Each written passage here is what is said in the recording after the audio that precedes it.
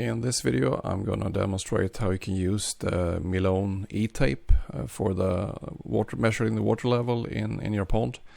And it's a great product. I've used it for several years, but however, I've had a number of failures also during the years. I think it might be related that you probably need to water seal the whole area around when adding the connections to the e-tape. You probably need to have that in epoxy resin or silicone or something like that is watertighting it, because I've had issues that all of a sudden the e-tape goes out of its data sheets when it comes to the resistance. So it can be either that says that the pond is completely full or empty, even if it's not. So yeah, that's why I've been changing more and more to floating liquid level switches. Even if they're not so fine granular, it's good enough at least for keeping a steady level in the pond.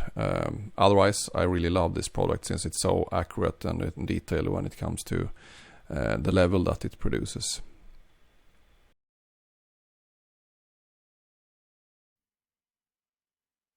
Here are the ports for the water level sensor, and you can see there's two different lengths here, one 12-inch and one 8-inch of the Milone e-tape. And in this case, I've chosen to use the 12-inch, and otherwise here's just a printed tube for that. So you basically print it on your 3D printer like so. And you need to have ventilation holes here for the membrane that is on the e-tape. And yeah, so there are a few ventilation holes here.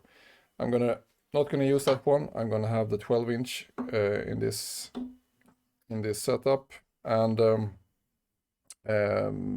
this is basically you can't solder on the e-tape. So everything that you do, you should use DuPont connectors or something similar where you don't solder on these, and they are pretty sensitive. So that is one reason why you need to have it in these kind of tubes. Of course, you can buy such tubes, but they are usually transparent, and I think that this works much better that these are black, because that will reduce the amount of algae on top. This e-tape here, the 8-inch, this has actually been out for a whole season, and it's a bit greener at the bottom here, which was visible, just a small part of it, but otherwise it's been been quite nice for the whole season, and that was terrible before when I had it open, mounted more freely.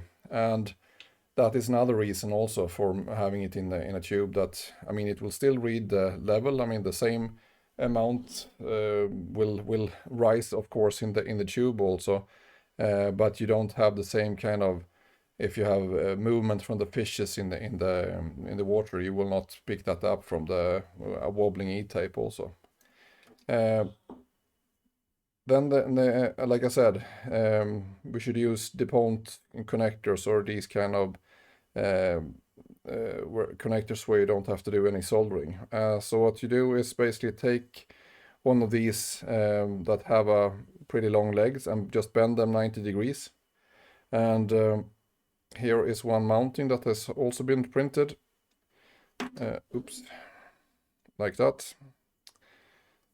So it's more how it fits in, and then this will be clamped inside the box here. And then you just push in this e-tape like that, and then it will also be a bit clamped in the crimped in the, or yeah, there's been some clamping in the edges here also, but very little, and it's not very crucial. I mean, it's not enough that you have it in the DuPont connector really. So let's see, maybe it's not gonna hard to do this visible, but you're just sliding this one down here.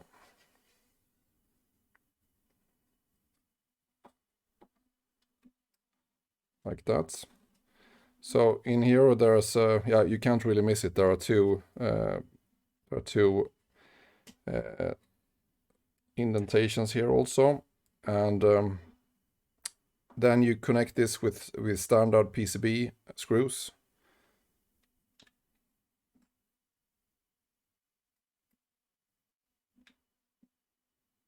And the reason for this is that we want to have this more or less as tightly sealed as possible, so we don't have any moisture coming up from the tube here, because I mean there is going to be water just beneath it, so we want this as tight as possible. Sorry. Maybe that could be mentioned also, that the box and these the tube is then just mounted with a screw between them, and that the reason for that is that it would be terrible to print this, and I think that the quality of the printout for the tube would be pretty bad also if it wasn't if it was done in one piece. So in this way, it's more a manufacturing aspect to it. Then you need to also add a cable to this, and so you can hook it up to your controller.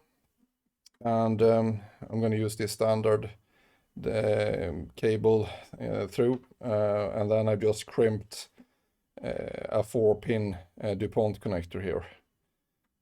So slide it in there, and then we have a nut, and that will just fit.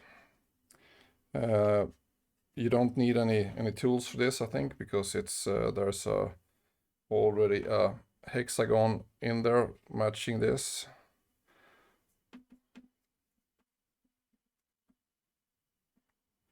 Like that, and then we just put it to some length, and then we can tie the nut here. Like that. Then you just hook this one up to the already existing DuPont.